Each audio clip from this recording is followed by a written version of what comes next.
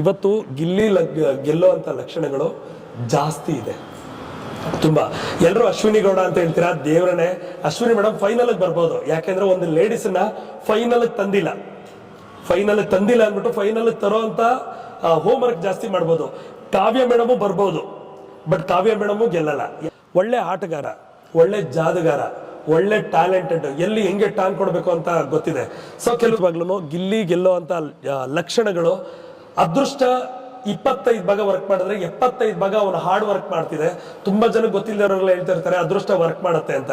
ಖಂಡಿತ ಅದೃಷ್ಟ ಬಂದ್ಬಿಟ್ಟು 25 ಭಾಗ ವರ್ಕ್ ಮಾಡುತ್ತೆ, 75 ಭಾಗ ಅವನ ಎಫೆಕ್ಟ್. ಅವನು ಗೇಮ್ ಅಲ್ಲಿ ಬಿಟ್ರು ಅದರಲ್ಲೂ ಕೂಡ ನಂಬರ್ 1 ಬರ್ತಾ ಇದ್ದಾನೆ. ಗೇಮ್ಸ್ ಅಲ್ಲೂ ಕೂಡ ಸುಮ್ನೆ ಅವನ್ನ ಕ್ಯಾಪ್ಟನ್ ಮಾಡಲ್ಲ ಬಿಗ್ ಬಾಸ್ ಅಲ್ಲಿ. ಕಲೆ ಇದೆ, ಸರ್ ಶಿವನು 3 ಕಣ್ಣಿದ್ದಂಗೆ ಅವನಲ್ಲಿ ಎಲ್ಲ ಟ್ಯಾಲೆಂಟ್ ಇದೆ ಸರ್. ದೇವ್ರನೇ ನೋಡಿ, ಕೆಲವರು ಬಡವ್ರ ಮಕ್ಕಳಾಗಿರಲ್ಲ, ಅಹಂಕಾರ ತುಂಬಿರುತ್ತೆ, ಇವ್ನಿಗೆ ಅಹಂಕಾರ ಇಲ್ಲ. ಅವ್ನ ಹುಡುಗನ ನೋಡಿ ತುಂಬಾ ತಗ್ಗಿ ಬಗ್ಗೆ ನಡೀತಾರೆ.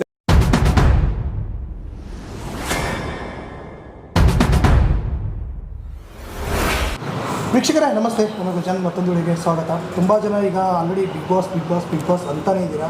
ಬಿಗ್ ಬಾಸಲ್ಲಿ ಒಂದು ಸೈಡ್ ಆದರೆ ಗಿಲ್ಲಿ ನಟ, ಇನ್ನೊಂದು ಸೈಡು ಅಂತ ಹೇಳ್ಬಿಟ್ಟು ಮಾತುಗಳು ಕೂಡ ಬರ್ತಾ ಇದೆ. ಅದರಲ್ಲಿ ಇನ್ನೊಂದು ಏನಂದರೆ ಒನ್ ಮ್ಯಾನ್ ಶೋ ಅಂತ ಹೇಳ್ಬಿಟ್ಟು ಒಂದು ಕಡೆ ಆದರೆ ಇನ್ನೊಬ್ರು ಹೇಳಿರೋ ಮಾತು ಅಂದರೆ ಈ ಸತಿ ಲೇಡಿ ವಿನ್ನರ್ ಆಗ್ತಾರೆ ಅನ್ನುವಂಥ ಮಾತು ಕೂಡ ಕೇಳಿ ಬರ್ತಾ ಇದೆ. ಈಗ ಭವಿಷ್ಯ ಅನ್ನೋದು ಯಾವ ರೀತಿ ವರ್ಕ್ ಆಗುತ್ತೋ ಕೆಲವರು ನಂಬ್ತಾರೋ ನಂಬಲ್ಲೋ ಗೊತ್ತಿಲ್ಲ. ಬಟ್ ಸಂಖ್ಯಾಶಾಸ್ತ್ರ ಅನ್ನೋದು ತುಂಬ ಜನ ನಂಬ್ತಾರೆ. ದೊಡ್ಡವರೆಲ್ಲ ಸಂಖ್ಯಾಶಾಸ್ತ್ರನ ತುಂಬ ನಂಬಿದ್ದಾರೆ ಕೂಡ, ನಂಬಿ ಸಕ್ಸಸ್ ಆಗಿದ್ದಾರೆ ಕೂಡ. ಗಿಲ್ಲಿ ನಟ ಅವರ ನಂಬರ್ ಯಾವ ರೀತಿ ಇದೆ, ಭವಿಷ್ಯ ಯಾವ ರೀತಿ ಇದೆ ಅಂತ ನೋಡೋಣ. ನಮ್ಮ ಜೊತೆಗೆ ಮೇಕಪ್ ಆರ್ಟಿಸ್ಟ್ ಯೋಗೇಶ್ ಅವರು ಇದ್ದಾರೆ. ಸರ್ ನಮಸ್ತೆ.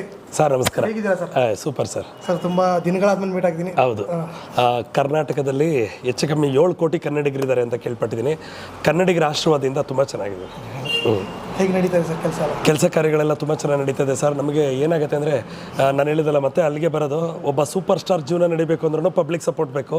ಒಬ್ಬ ನಾವು ಕಾಮನ್ ಯೂಟ್ಯೂಬರ್ಸ್ ಅಂತ ಅಂದ್ರೂ ಅವ್ರ ಜೀವನ ನಡಿಬೇಕು ಅಂದ್ರೂ ಸೊ ಪಬ್ಲಿಕ್ ಸಪೋರ್ಟ್ ಬೇಕು. ಪಬ್ಲಿಕ್ ಸಪೋರ್ಟ್ ಇರೋವರೆಗೂ ಸೊ ಜೀವನ ಚಿಂದಿ ಚಿತ್ರಾನ್ನ ಬೋಂದಿ ಮೊಸರನ್ನ ರೇಂಜ್ಗೆ ಇರುತ್ತೆ ಸರ್. ಈಗ ಜೀವನ ಚೆನ್ನಾಗಿ ನಡೀತಾ ಇದೆ, ಅದಕ್ಕೆ ಸಂಖ್ಯಾಶಾಸ್ತ್ರ ಟಚ್ಚು ಕೂಡ ಇದೆ ಸರ್. ಟಚ್ ಸ್ವಲ್ಪ ಅಲ್ಲ, ಆವರಿಸ್ಕೊಂಡ್ಬಿಟ್ಟಿದೆ ಸರ್. ಅದನ್ನೇ ಖಂಡಿತವಾಗ್ಲೂ. ಈಗ ಒಂದು ಉದಾಹರಣೆ, ನಾನೊಬ್ಬ ಕಾಮನ್ ಪೀಪಲ್, ಒಬ್ಬ ಸೂಪರ್ ಸ್ಟಾರ್ ಅಂದ್ಕೊಳ್ಳಿ. ಅವರು ಫ್ರೆಶ್ ಅಪ್ ಅಂತ ಬರೋದು, ಸ್ನಾನ ಮಾಡಿದಾಗ ಫ್ರೆಶ್ ಅಪ್ ಆಗ್ತಾರೋ ಇಲ್ವಾ? ಒಂದು ಫ್ರೆಶ್ ಮೈಂಡ್, ದೇವ್ರ ಪೂಜೆ ಮಾಡಿ ಸ್ನಾನ ಮಾಡ್ಕೊಂಡು ಬಂದಾಗ ನಾನು ಫ್ರೆಶ್ ಆಗಿದ್ದೀನಿ ಅನ್ನೋ ಒಂದು ಫೀಲ್ ಇರುತ್ತೆ. ಯಾವಾಗಲೂ ನಮ್ಮನ್ನು ಪಾಸಿಟಿವ್ ಫೀಲಲ್ಲಿ ಹಿಡಿದು ಈ ಸಂಖ್ಯಾಶಾಸ್ತ್ರ ಅನ್ನೋದು, ಈ ಆಸ್ಟ್ರಾಲಜಿ, ಸಂಖ್ಯಾಶಾಸ್ತ್ರ, ವಾಸ್ತು ಅನ್ನೋದು ಪ್ರತಿಯೊಬ್ಬ ಮನುಷ್ಯನಿಗೂ ಮೋಸ್ಟ್ ಇಂಪಾರ್ಟೆಂಟ್. ಅಂದರೆ ಹುಟ್ಟು ಉಚಿತ, ಸಾವು ಖಚಿತ. ಇದನ್ನು ತಪ್ಸೋಕ್ಕೆ ಯಾರ ಕೈಯಿಂದನೂ ಸಾಧ್ಯ ಇಲ್ಲ. ಬಟ್ ಪೋಸ್ಟ್ಪೋನ್ ಮಾಡ್ಬೋದು, ಹುಟ್ಟನ್ನು ಪೋಸ್ಟ್ಪೋನ್ ಮಾಡ್ಬೋದು, ಸಾವನ್ನು ಪೋಸ್ಟ್ಪೋನ್ ಮಾಡ್ಬೋದು. ನಮ್ಮನ್ನು ಅರ್ಥ ಮಾಡ್ಕೊಳ್ಳೋ ಹೃದಯಗಳು ಎದುರುಗಡೆ ಇದ್ದಾಗ ಎಷ್ಟು ಚೆನ್ನಾಗಿರುತ್ತೋ ಆ ರೀತಿ ಈ ಸಂಖ್ಯಾಶಾಸ್ತ್ರಗಳನ್ನು ನಮ್ಮ ಹುಟ್ಟಿದ್ದು, ಈಗ ನಾನು ಒಂದು ಡೇಟಲ್ಲಿ ಹುಟ್ಟಿರ್ತೀನಿ, ನನ್ನ ಹುಟ್ಟಿರೋ ಡೇಟಿನ ಅನುಗುಣವಾಗಿ ಹೆಸರು, ಫೋನ್ ನಂಬರ್, ಗಾಡಿ ನಂಬರ್ ಇವನ್ನೆಲ್ಲ ಇಟ್ಕೊಳ್ಳೋದ್ರಿಂದ ನಮ್ಮ ಬದುಕಿರೋವರೆಗೂ ನಮ್ಮ ಜೀವನ ಸುಖಕರವಾಗಿಡೋಕ್ಕೆ ಒಳ್ಳೆ ದಾರಿನ ಮಾಡುತ್ತೆ. ಹೇಗೆ ಅಂತ ಹೇಳ್ಬೋದು, ಈಗ ನಾನು ಎಷ್ಟು ಕಾಸ್ಟ್ಲಿ ಮೊಬೈಲ್ ಇಟ್ಟಿದ್ದೀನಿ ಅನ್ನೋದು ಮುಖ್ಯ ಅಲ್ಲ ಸರ್. 5G ರೀಚಾರ್ಜ್ ಮಾಡಿದಾಗ ಆಟೋಮೆಟಿಕ್ ಆ್ಯಕ್ಟಿವ್ ಆಗುತ್ತೆ. ಹಾಗೆ ನಾನು ಎಷ್ಟು ಶಕ್ತಿವಂತನಾಗಿದ್ದೀನಿ ಅನ್ನೋದಲ್ಲ, ಎಷ್ಟು ಬುದ್ಧಿವಂತನಾಗಿ ಕನೆಕ್ಟ್ ಆಗ್ತೀನಿ ಅನ್ನೋದು ಬಹಳ ಮುಖ್ಯ ಆಗುತ್ತೆ. ಸೊ ಹಾಗಾಗಿ ಪ್ರತಿಯೊಬ್ಬರು ಕೂಡ ಇದನ್ನು ಅಳವಡಿಸ್ಕೋಬೇಕು. ಬಟ್ ಕೆಲವ್ರಿಗೆ ಅದ್ರ ವ್ಯಾಲ್ಯೂ ಗೊತ್ತಿರಲ್ಲ, ನೆಗ್ಲೆಕ್ಟ್ ಮಾಡ್ಕೊಂಡು ಅಲ್ಲೇ ಇರ್ತಾರೆ. ದಯವಿಟ್ಟು ಅವ್ರು ಅಲ್ಲೇ ಇರಲಿ. ಆವಾಗಲೇ ಒಳ್ಳೇದಕ್ಕೆ ಮೈನಸ್ ಇದ್ದಾಗಲೇ ಪ್ಲಸ್ಸಿಗೆ ಬೆಲೆ ಜಾಸ್ತಿ. ನಮಗೆಲ್ಲ ದೊಡ್ಡ ಸೂಪರ್ ಸ್ಟಾರ್ಗಳಿಗೆ ಒಂದು ಚಿಕ್ಕದಾಗಿ ಒಂದು ತಗೊಳ್ಳೋಣ. ರಿಷಬ್ ಶೆಟ್ಟಿ ಅವರು ಕೂಡ ನಿಮಗೆ ಗೊತ್ತಿರೋ ಪ್ರಕಾರ ಕಾಂತಾರ ಅನ್ನೋ ಒಂದು ಸಿನಿಮಾದಲ್ಲಿ ಒಳ್ಳೆ ಸೌಂಡ್ ಮಾಡ್ತಾರೆ. ಅವರು ಕೂಡ ಹೆಸರು ಬದಲಾವಣೆ ಮಾಡ್ಕೊಂಡ್ಮೇಲೆ ಮುಂಚೆ ಪಿ ಇಂದ ಸ್ಟಾರ್ಟ್ ಆಗುತ್ತೆ. ಪಿಗೆ ಅಧಿಪತಿ ಸೊ ಶನಿ. ಸೊ ನಿಮ್ಮ ಮುಖಾಂತರ ಇದೊಂದು ಇವತ್ತು ರಿವೀಲ್ ಮಾಡ್ತಾ ಇದ್ದೀನಿ. ಪಿಗೆ ಅಧಿಪತಿ ಶನಿ ಸರ್. ಆ್ಯಕ್ಚುಲಿ ನಾನು ತುಂಬ ಜನ ಕೇಳ್ತಿರ್ತೀನಿ, ಗೊತ್ತಿಲ್ಲದೆ ಬಡವರಾಗಿ ಹುಟ್ಟಿರ್ತೀವಿ ತಪ್ಪಲ್ಲ, ಬಡವರಾಗಿ ಜೀವನ ಮಾಡ್ತೀವಿ ತಪ್ಪಲ್ಲ, ಸಾಯೋವರೆಗೂ ಬಡವರಾಗಿ ಬದುಕಬೇಡಿ, ಅವನೇ ನಿಜವಾದ ಪಾಪಿ ಅಂತ ಹೇಳ್ತೀವಿ. ಗೊತ್ತಿಲ್ಲದೆ ಅವತ್ತಿನ ಕಾಲದಲ್ಲಿ ಪಿ ಇಂದ ಹೆಸರಿಟ್ಟಿರ್ತಾರೆ, ತಪ್ಪಲ್ಲ. ಸೊ ಈಗ ಚೇಂಜ್ ಮಾಡ್ಕೊಳ್ಳಿ, ನಿಮಗೆ ತುಂಬ ಒಳ್ಳೆಯದಾಗತ್ತೆ ಅಷ್ಟೇ. ಕೆಲವೊಂದು ಡೇಟ್ಗಳಿರುತ್ತೆ ಸರ್, ಪಿ ಇಂದ, ಎಮ್ ಇಂದ, ಡಿ ಇಂದ, ಸೊ ಟಿ ಇಂದ, ಈ ಹೆಸರಲ್ಲಿ ಇಟ್ಕೋಬೇಡಿ ಅಂತ ಹೇಳ್ತೀನಿ. ಗೊತ್ತಿಲ್ಲದೆ ಇಟ್ಟಿರ್ತಾರೆ, ಬದಲಾವಣೆ ಮಾಡ್ಕೊಳ್ಳಿ, ಏನೂ ತಪ್ಪಲ್ಲ. ಈಗ ಅವತ್ತೊಂದು ದಿವಸ ಸರ್ ಅದೇಂಗೆ ಆಗ್ಬಿಡುತ್ತೆ, ನಾವು ಅವಾಗೆಲ್ಲ ನಮ್ಮ ಅಪ್ಪ ಅಮ್ಮ ಇಟ್ಟಿರಲ್ವಾ ಅಂತ ಚಾಲೆಂಜ್ ಮಾಡ್ತಿರ್ತಾರೆ. ಅವತ್ತಿನ ಕಾಲದಲ್ಲಿ ಲ್ಯಾಂಡ್ಲೈನ್ ಇತ್ತು, ಕಾಯಿನ್ ಬೂತ್ ಇತ್ತು. ಇವತ್ತಿನ ಕೂಡ ಯಾರಾದರೂ ಯೂಸ್ ಮಾಡ್ತಾರೆ ಸರ್ ಕಾಯಿನ್ ಬೂತ ನಾವು ಲೊಕೇಶನ್ ನೋಡೋಕ್ಕಾಗತ್ತೆ ಸರ್? ಅಂದರೆ ಅವತ್ತಿನ ಕಾಲಕ್ಕೆ ಅದಿತ್ತು ಖುಷಿ. ಅವತ್ತಿನ ಕಾಲದಲ್ಲಿ ಗೊತ್ತಿಲ್ಲದೆ ನಮ್ಮ ದೊಡ್ಡವರು ಏನು ಇಟ್ಟಿದ್ರು, ಅವತ್ತು 10 ರೂಪಾಯಿ ಕೂಲಿ ಇತ್ತು, 5 ರೂಪಾಯಿ ಕೂಲಿ ಇತ್ತು, 20 ರೂಪಾಯಿ ಕೂಲಿ ಇತ್ತು, 50 ರೂಪಾಯಿ ಕೂಲಿ ಇತ್ತು. ಅವತ್ತು ಬದುಕ್ತಾ ಇದ್ದೀವಿ ತಪ್ಪಲ್ಲ. ಸಾಯೋವರೆಗೂ ಹಂಗೆ ಬದುಕಬೇಡಿ. ನಿಮ್ಮ ಜೀವನದಲ್ಲಿ ಪ್ರತಿಯೊಬ್ಬ ಮನುಷ್ಯನೂ ಕೂಡ ನಾನು ಆಳಾಗಿ ದುಡಿಯಬಲ್ಲವನು ಅರಸನಾಗಬಲ್ಲ ಅಂತ ಹೇಳ್ತಾರೆ. ಅದೇ ರೀತಿ ನನ್ನ ಜೀವನದಲ್ಲಿ ನಾನು ಏಳಿಗೆ ಆಗಬೇಕು, ಯಾರ ಮೇಲೂ ಡಿಪೆಂಡ್ ಆಗಬಾರ್ದು. ಸೊ ನನ್ನ ಲೈಫಲ್ಲಿ ನಾನು ಚೆನ್ನಾಗಿರಬೇಕು ಅನ್ನಂಗಿದ್ರೆ ಮಾತ್ರ ಇವೆಲ್ಲ ಬದಲಾವಣೆ ಮಾಡ್ಕೊಳ್ಳಿ. ಹೆಂಗೋ ಬದುಕೋರಿಗೆ ಏನು ಬೇಕಾಗಲ್ಲ ಸರ್. ಈಗ ತುಂಬಾ ಜನ ಚೇಂಜ್ ಕೂಡ ಮಾಡ್ಕೊಂಡಿದ್ದಾರೆ. ಹೌದು. ಈಗ ರೀಸೆಂಟ್ ಆಗಿ ಓಡ್ತಾ ಇರೋದ್ರೆ ಗಿಲ್ಲಿ ನಟ ಗೆಲ್ಲಿ ನೋಡಿದ್ರೆ ಗಿಲ್ಲಿ ಬಿಗ್ ಬಾಸ್ ಏನಾದ್ರು ಚೇಂಜಸ್ ಇದೆಯಾ? ಏನಾದ್ರು ಗೆಲ್ಬೋದಾ? ಯಾವ ರೀತಿ ಸರ್? ಆ್ಯಕ್ಚುಲಿ ನಾನು ತುಂಬ ಕಡೆ ಹೇಳ್ತಾ ಇರ್ತೀನಿ, ವೇದ ಸುಳ್ಳಾದರೂ ಗಾದೆ ಸುಳ್ಳಾಗಲ್ಲ, ಗಾದೆ ಸುಳ್ಳಾದರೂ ನನ್ನ ಮಾತು ಸುಳ್ಳಾಗಲ್ಲ ಅನ್ನೋಷ್ಟು ರಿಸರ್ಚ್. ಸೊ ಖಂಡಿತವಾಗ್ಲೂ ಗಿಲ್ಲಿ ಗೆಲ್ಲೋ ಅಂಥ ಲಕ್ಷಣಗಳು, ಅದೃಷ್ಟ 25 ಭಾಗ ವರ್ಕ್ ಮಾಡಿದ್ರೆ 75 ಭಾಗ ಅವನು ಹಾರ್ಡ್ ವರ್ಕ್ ಮಾಡ್ತಿದೆ. ತುಂಬ ಜನಕ್ಕೆ ಗೊತ್ತಿಲ್ಲದವರೆಲ್ಲ ಹೇಳ್ತಾ ಇರ್ತಾರೆ ಅದೃಷ್ಟ ವರ್ಕ್ ಮಾಡುತ್ತೆ ಅಂತ. ಖಂಡಿತ ಅದೃಷ್ಟ ಬಂದ್ಬಿಟ್ಟು 25 ಭಾಗ ವರ್ಕ್ ಮಾಡುತ್ತೆ, 75 ಭಾಗ ಅವನ ಎಫೆಕ್ಟು. ಅವನು ಗೇಮಲ್ಲಿ ಬಿಟ್ರು ಅದರಲ್ಲೂ ಕೂಡ ನಂಬರ್ 1 ಬರ್ತಾ ಇದ್ದಾನೆ. ಗೇಮ್ಸಲ್ಲೂ ಕೂಡ ಸುಮ್ಮನೆ ಅವನ್ನ ಕ್ಯಾಪ್ಟನ್ ಮಾಡಲ್ಲ ಬಿಗ್ ಬಾಸಲ್ಲಿ, ಅರ್ಥ ಆಯ್ತಾ ಸರ್? ಆಮೇಲೆ ಸುದೀಪ್ ಅವರು ಕೂಡ ಇಡೀ ಬಿಗ್ ಬಾಸಲ್ಲಿ ಕಲರ್ಫುಲ್ ಬಹಳ ಮುಖ್ಯ ಸರ್. ಯಾವಾಗಲೂ ಬಿಗ್ ಬಾಸ್ ನಗ್ನಗ್ತಾ ಇರುತ್ತೆ ಅನ್ನೋದಕ್ಕೆ ಕಾರಣ ಓನ್ಲಿ ಫಾರ್ ಗಿಲ್ಲಿನೇ. ಸೊ ಟಾರ್ಗೆಟ್ ಮಾಡಿ ಬೇಕು ಅಂತ ಸೋಲಿಸ್ಬೇಕು ಅಷ್ಟೇ ಸರ್.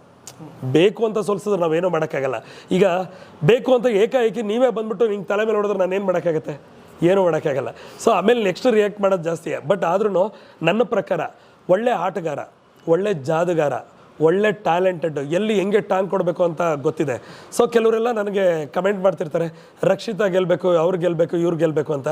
ಅವನು ಒಬ್ಬರು ನಟಲ್ಲ, ಹ್ಯಾಟ್ರಿಕ್ ಹೀರೋ ಶಿವರಾಜ್ಕುಮಾರ್ ಅವರು, ರಚಿತಾ ರಾಮ್ ಅವರು ಇಡೀ ವೇದಿಕೆಗಳಲ್ಲಿ ಟಿ ವಿಲಿ ಪ್ರೋಗ್ರಾಮ್ ಕೊಡುವಾಗಲೂ ಅಷ್ಟೇ ಸರ್, ಗಿಲ್ಲಿ ನಟ ಇದ್ದರೆ ಅವ್ನು ನಾನ್ ಸ್ಟಾಪ್ ಡೈಲಾಗ್ಗಳು ಹೇಳ್ತಾನೆ ಸರ್. ಎಷ್ಟು ಚೆನ್ನಾಗಿ ಹೇಳ್ತಾನೆ ಸರ್ ಅವನು. ನಾನು ಹೇಳ್ತಿರ್ತೀನಿ, ತುಂಬ ಜನ ಹೇಳ್ತಿರ್ತಾರೆ ಬಡವ್ರ ಮಕ್ಕಳು ಬೆಳಿಬೇಕು ಅಂತ. ದೇವರನ್ನೇ ಹೇಳ್ತೀನಿ, ಬಡವ್ರ ಮಕ್ಕಳು ಬೆಳಿಬೇಕು ಅನ್ನೋ ಸ್ವಾರ್ಥ ನನಗಿಲ್ಲ. ಟ್ಯಾಲೆಂಟ್ ಇದ್ದವನು, ಅವನು ಬಡವ ಆಗಿರಲಿ, ಶ್ರೀಮಂತ ಆಗಿರಲಿ, ಯಾರೇ ಆಗಿರಲಿ, ಎಲ್ರಿಗೂ ಕಲೆ ಸರಸ್ವತಿ ಯಾರಪ್ಪನ ಮನೆ ಸೊತ್ತು ಸರ್. ಅರ್ಥ ಆಯ್ತಾ? ನೋಡಿ, ಬರೀ ಬಡವ್ರ ಮಕ್ಕಳೇ ಬದುಕಬೇಕು ಅನ್ನಂಗಿದ್ರೆ ಪುನೀತ್ ರಾಜ್ಕುಮಾರ್ ದೇವರೇ ಆಗ್ತಿರ್ಲಿಲ್ಲ. ಯಾಕೆಂದರೆ ಪುನೀತ್ ರಾಜ್ಕುಮಾರ್ ಅವರ ತಂದೆಯವರು ನಟ ಭಯಂಕರ, ಆಡು ಮಟ್ಟದ ಸೊಪ್ಪಿಲ್ಲ, ಅವ್ರು ಮಾಡದೇ ಇರೋ ಸಿನಿಮಾಗಳೇ ಇಲ್ಲ ಸರ್. ಅವ್ರ ಮಗ ಯಾಕೆ ದೇವರಾಗ್ಬಿಟ್ಟ? ಸೊ ಒಳ್ಳೆ ಗುಣಗಳನ್ನ ಅಳವಡಿಸ್ಕೊಂಡಿರ್ತಾರೆ ಸರ್ ಪುನೀತ್ ಅವರು. ನೋಡಿ, ನಾನು ಎಷ್ಟೋ ವಿಚಾರಗಳನ್ನ ಅಳವಡಿಸ್ಕೊತೀನಿ, ನೀವು ಎಷ್ಟೋ ವಿಚಾರ, ಪ್ರತಿಯೊಬ್ಬರು ಅಳವಡಿಸ್ಕೋಬೇಕು. ಬರೀ ಅವ್ರ ಕಾಲು ಎಳ್ಕೊಂಡೆ ಕೂತ್ಕೊಂಡು ಅವ್ರ ಕಾಲು ಕೆಳಗಡೆನೇ ಇರ್ತಾರೆ. ಸೊ ದಯವಿಟ್ಟು ಅವರಲ್ಲಿರೋವಂಥ ಒಳ್ಳೊಳ್ಳೆ ವಿಚಾರಗಳನ್ನ ಅಳವಡಿಸ್ಕೊಂಡ್ರೆ ಖಂಡಿತ ಗ್ರೋತ್ ಆಗೇ ಆಗ್ತಾರೆ. ಬಿಗ್ ಬಾಸಲ್ಲಿ 100% ಅಲ್ಲ, 1000% ಗೆಲ್ಲೋ ಅಂಥ ಲಕ್ಷಣಗಳು ಕೂಡಿ ಕಳೆದು ಬಾಕ್ಸಿ ಗುಣಿಸಿ ಎಲ್ಲ ವಿಚಾರದಲ್ಲೂ ನೀವು ನೋಡಿ ಸರ್, ಎಲ್ಲ ವಿಚಾರದಲ್ಲೂ ತಗೊಳ್ಳಿ.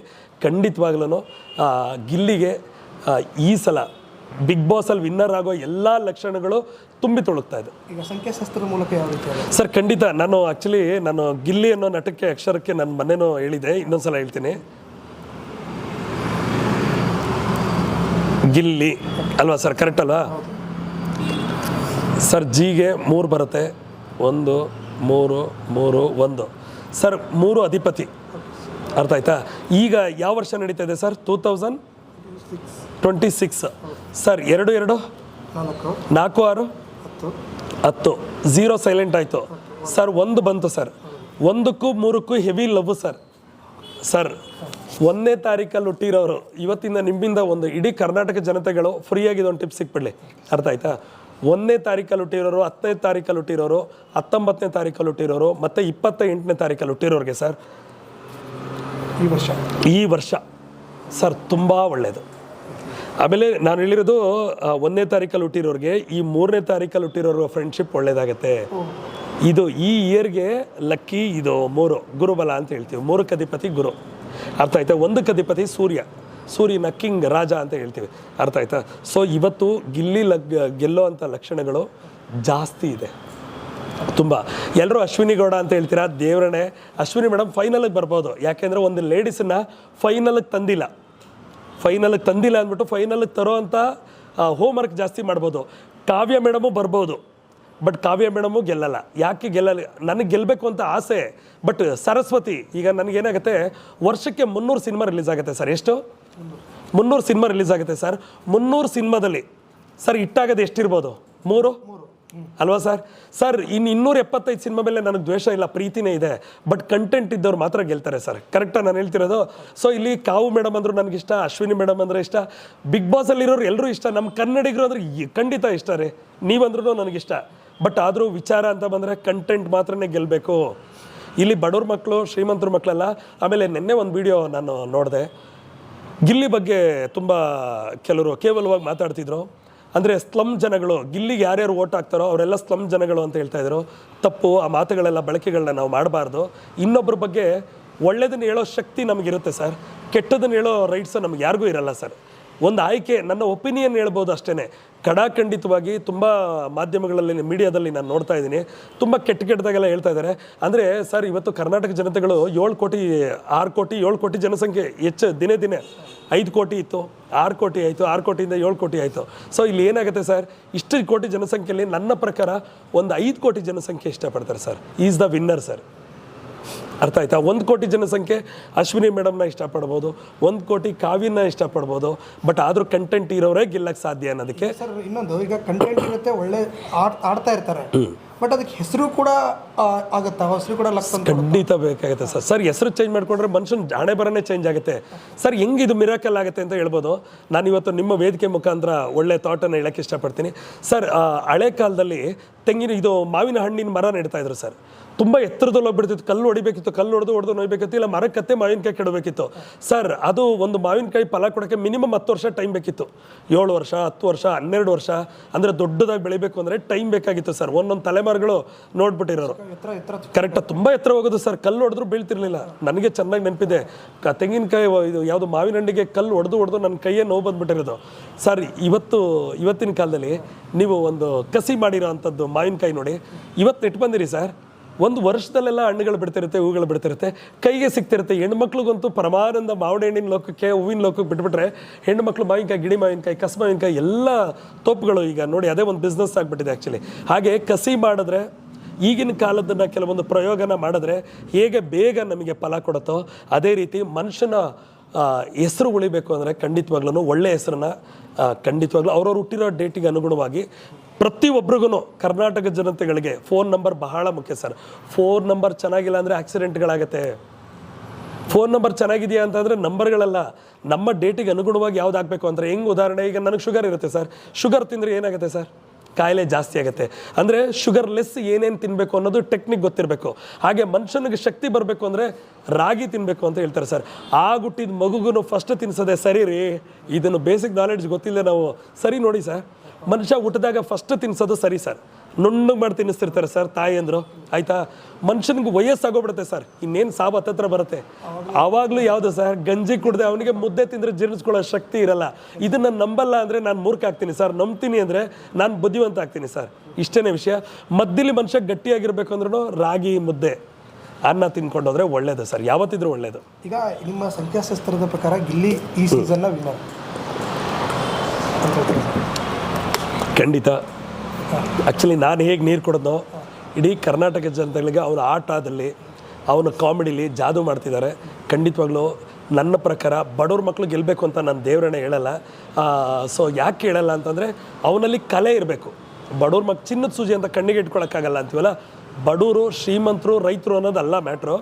ಬಟ್ ರೈತರ ಮಗ ಇವನು, ಬಡವನ ಮಗ, ಪ್ಲಸ್ ಇವನಲ್ಲಿ ಕಲೆ ಇದೆ.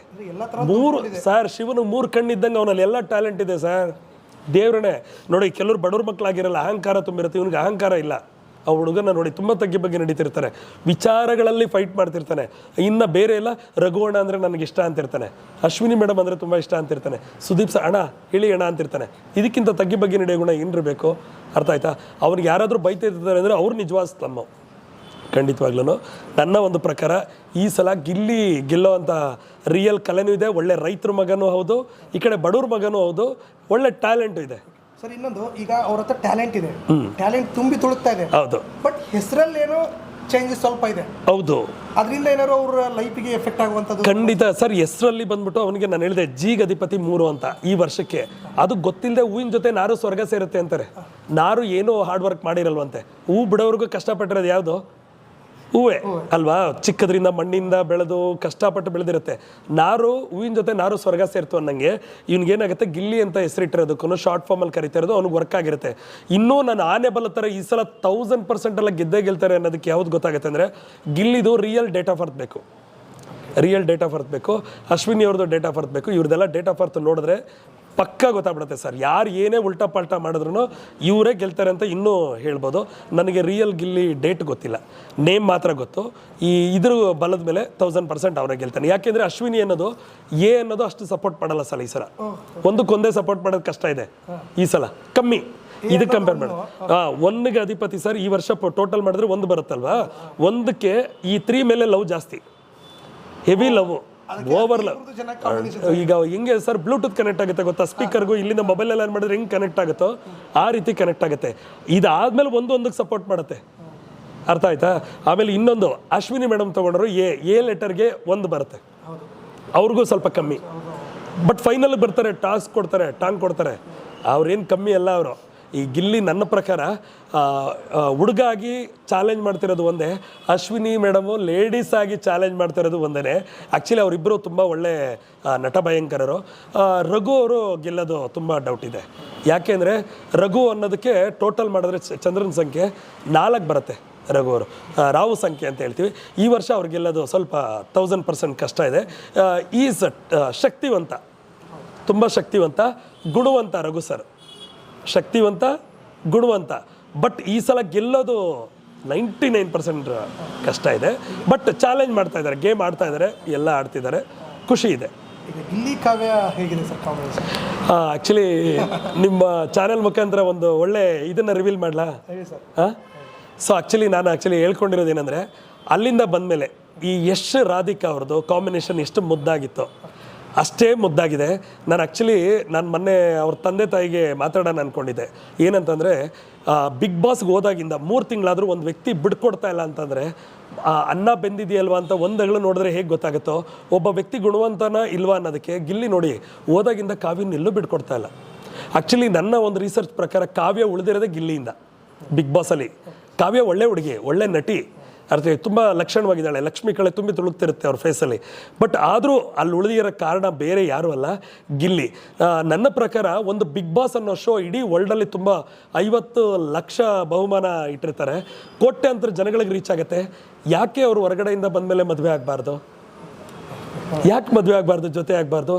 ನಾವೆಲ್ಲ ಸರ್ಚ್ ಮಾಡೋದು ಒಳ್ಳೆ ಹುಡುಗನ ತಾನೇ, ಕಣ್ಣಲ್ಲಿ ಕಣ್ಣಾಕಿ ಅವನು ಬಡವನ ಮಗ, ರೈತರ ಮಗ, ಆಮೇಲೆ ಅವನು ಸಕ್ಸಸ್ ಇಲ್ಲ, ಯಾಕೆ ನಾನು ಹುಡುಗಿನ ಹೀರೋಯಿನ್ ಥರ ಸಾಕ್ಬಿಟ್ಟಿದ್ದೀವಿ, ಯಾಕೆ ಒಬ್ಬ ಬಡವನ ಮಗನ ಕೊಡೋಕ್ಕೆ ಅಂದರೆ ಅವ್ನಿಗೆ ಏನಿದ್ರಲ್ಲಿ ಕಮ್ಮಿ ಇದ್ದಾನೆ. ಈಗ ಹೊರಗಡೆಗೆ ಬಂದ್ಬಿಟ್ಟು ಅವ್ನಿಗೆ ಇರೋ ಟ್ಯಾಲೆಂಟಲ್ಲಿ ಕೋಟಿಗಟ್ಟಲೆ ದುಡಿತಾನೆ, ಮನೆ ಕಟ್ತಾನೆ, ಕರ್ನಾಟಕದಲ್ಲೇ ಒಳ್ಳೆ ಫೇಮಸ್ ಆಗಿದ್ದಾನೆ, 100% ಒಳ್ಳೆ ಹುಡುಗ. ನನಗನ್ಸಿದ ಪ್ರಕಾರ ಬಂದಮೇಲೆ ತುಂಬ ಕೂತು ಫ್ಯಾಮಿಲಿ ಚರ್ಚೆ ಮಾಡಿ ಮದುವೆ ಆಗ್ಬೋದು. ಅಂದರೆ ಅವ್ರದ್ದು ವರ್ಕ್ ಆಗುತ್ತೆ ಸರ್, ಕಾವ್ಯ ಗಿಲ್ಲಿ ಅನ್ನೋದು ಏನೋ ವರ್ಕ್ ಆಗುತ್ತೆ? ಖಂಡಿತ ವರ್ಕ್ ಆಗುತ್ತೆ. ನನಗೆ ಇನ್ನೂ ಸೂಕ್ಷ್ಮ ಹೋಗ್ಬೇಕು ಅಂದರೆ ಕಾವ್ಯನ ಡೇಟ್ ಆಫ್ ಬರ್ತ್ ಬೇಕಾಗುತ್ತೆ, ಮತ್ತು ಗಿಲ್ಲಿ ಡೇಟ್ ಆಫ್ ಬರ್ತ್ ಇದ್ದರೆ 100% ಅವ್ರ ಜೀವನ ಪೂರ್ತಿ ಇದ್ದರೆ ಅವ್ರು ಮದುವೆ ಆಗೋದ್ರಿಂದ ಮುಂದೆ ಡೈವರ್ಸ್ ಆಗುತ್ತಾ ಇಲ್ವಾ ಅಂತ ಈಗಲೇ ಹೇಳ್ತೀನಿ. 100% ಇದನ್ನು ಆ್ಯಕ್ಚುಲಿ ಇನ್ನೊಬ್ಬರು ಇಡೀ ವರ್ಲ್ಡಲ್ಲಿ ಮ್ಯೂಸಿಕಲ್ ನೇಮ್ ಮಾಡಿದವ್ರ ಹೆಸರು ನಿಮಗೆ ಗೊತ್ತು, ಸಿ ಮ್ಯೂಸಿಕಲ್ ಒಳ್ಳೆ ಹೆಸರು ಮಾಡಿದ್ರು, ಶಾರ್ಟ್ ಫಾರ್ಮಲ್ಲಿ ಹೇಳ್ತೀನಿ ಸಿ. ಇನ್ನೊಬ್ಬರು ಅವ್ರನ್ನ ಇದೇ ಬಿಗ್ ಬಾಸಲ್ಲಿ ಹೋಗಿ ಇಷ್ಟಪಟ್ಟು ಮದುವೆ ಆಗಿದ್ದು ಎನ್ನು ಅಲ್ವಾ. ಸೊ ಇದಕ್ಕೆ 3 ಬರುತ್ತೆ ಸರ್, ಇದಕ್ಕೆ 5 ಬರುತ್ತೆ. 5ಕ್ಕೂ 3ಕ್ಕೂ ಬರಲ್ಲ ಸರ್. ಎನಿಮಿ ಇವ್ರು ಎಂಥವ್ರೇ ಆಗಿರಲಿ ಸರ್, ಕಾಮನ್ ಪೀಪಲ್ ಆಗಿರಲಿ, ಒಬ್ಬರು CM ಮಕ್ಕಳಾಗಿದ್ರು ಕೂಡ ಸರ್ ಡೈವರ್ಸ್ ಆಗುತ್ತೆ ಸರ್. ಇದು ಮೈನಸ್ ಸರ್. ಇದು ಒಂದು ಅಟ್ರಾಕ್ಷನಲ್ಲಿ ಮದುವೆ ಆಗಿಬಿಟ್ಟಿರ್ತಾರೆ, ಬಟ್ ಇವ್ರು ಉಳಿಯಲ್ಲ ಸರ್. ಯಾಕೆ ಉಳಿಯಲ್ಲ ಅಂದರೆ ಸಿಗೆ ಅಧಿಪತಿ ಸರ್ ನಿಮಗೆ ಗುರು, ಇದಕ್ಕೆ ಬುಧ, ಆಗಲ್ಲ ಸರ್. ಇವ್ರಿಗೂ ಕಾಂಬಿನೇಷನ್ ಖಂಡಿತವಾಗ್ಲೂ ಆಗಲ್ಲ, ಅರ್ಥ ಆಯ್ತಾ. ಸೊ ಇವ್ರು ಖಂಡಿತ ಏನೇ ಮದುವೆ ಆಗೋದು ಮುಖ್ಯ ಅಲ್ಲ ಸರ್, ಉಳಿಯೋದು ಮುಖ್ಯ. ಎಲ್ಲರೂ ಜಗತ್ತಲ್ಲಿ ತುಂಬ ಜನ ಅಂದ್ಕೊಂಡಿರೋದು ಏನಂದರೆ ದುಡ್ಡು, ಹೆಸರು, ಕೆಲವೊಂದು ಪೊಸಿಷನ್ನ ಸಂಪಾದನೆ ಮಾಡೋದು ತುಂಬ ಕಷ್ಟ ಅಂತ ಎಲ್ಲರೂ ಅಂದ್ಕೊಂಡಿದ್ದಾರೆ.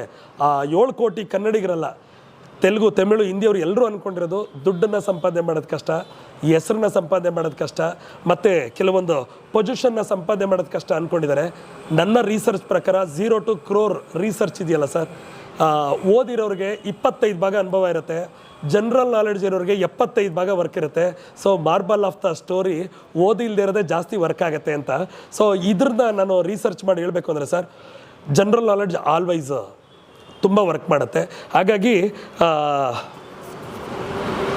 3 ಹೇಗಾಗಲ್ವೋ ಇದು ಯಾವುದು ಜಿ ಬಂದ್ಬಿಟ್ಟು ತುಂಬ ಚೆನ್ನಾಗಿ ಸಪೋರ್ಟ್ ಮಾಡುತ್ತೆ. ನನಗೆ ಡೇಟ್ ಕೊಟ್ಟರೆ ಖಂಡಿತ ಇದೆ, ಗೊತ್ತಾಗ್ಬಿಡುತ್ತೆ. ಡೇಟ್ ಕೊಟ್ಟರೆ ಸರ್, ನಾನು ವೇದ ಸುಳ್ಳಾದರೂ ಗಾದೆ ಸುಳ್ಳಾಗಲ್ಲ, ಗಾದೆ ಸುಳ್ಳಾದರೂ ನನ್ನ ಮಾತು ಸುಳ್ಳಾಗಲ್ಲ. ಸತ್ಯವಾಗ್ಲೂ ಒಟ್ಟು ಸಾವನ್ನೇ ಪೋಸ್ಟ್ಪೋನ್ ಮಾಡಿದ್ದೀನಿ, ಅರ್ಥ ಆಯ್ತಾ. ನಮ್ಮ ಓನ್ ಬ್ರದರ್ಗೆ ಕಿಡ್ನಿ ಪ್ರಾಬ್ಲಮ್ ಆಗಿ ಡಾಕ್ಟ್ರೇ ಬದುಕಲ್ಲ ಅಂತ ಹೇಳ್ತಾಯಿದ್ರು.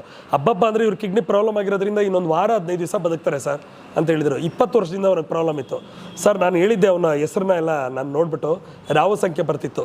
ಸಾವು ಬಂದೇ ಬರುತ್ತೆ ಇವನಿಗೆ, ನಮ್ಮೆಲ್ಲರಿಗಿಂತ ಇವನು ಮುಂಚೆ ಹೋಗ್ತಾನೆ. ಬಟ್ ಟೈಮ್ ಬೇಕು. ಈಗ ಎಮರ್ಜೆನ್ಸಿ ಪೋಸ್ಟ್ಪೋನ್ ಮಾಡೋ ಶಕ್ತಿ